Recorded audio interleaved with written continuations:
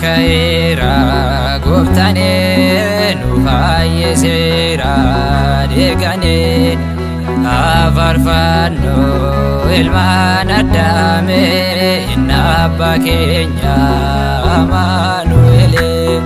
Du'a kaira goftane nufayyesera degane afarfanno ilmaan addaame Abba keenya Amanuele.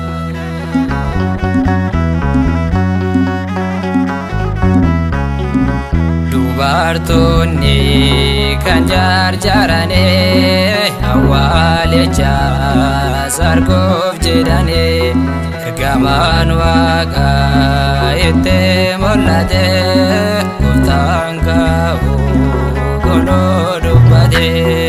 Du'a kaira goftane nufayyesera degane afarfanno ilmaan addaame inna abba keenya Amanuele.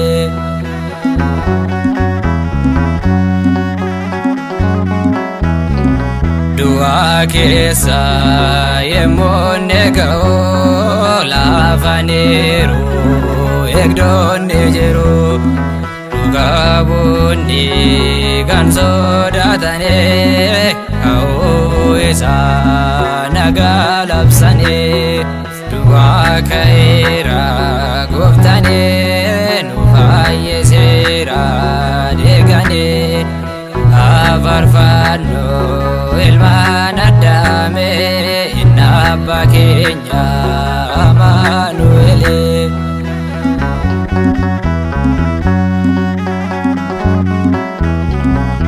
Raawwateera dubbeerra juuta mu'anneerra edaadenota xalayaasa si oole ture gooftaan keenya kotee nu fure.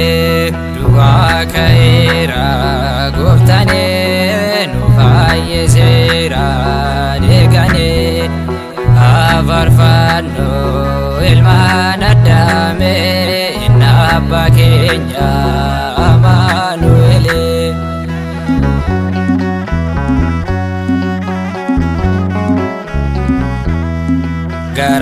Garagalee kunoo dhagiche nagaa ta'e inni bareeche Yesuus ka'ee hundaa jejjeske jireenya haaraa nutti agarsiise.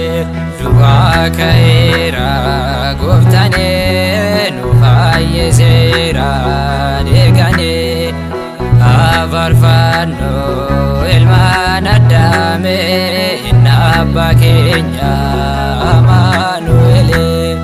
Du'a kaira gooftane nufayyesera degane afarfanno ilmaan addaame inna abba keenya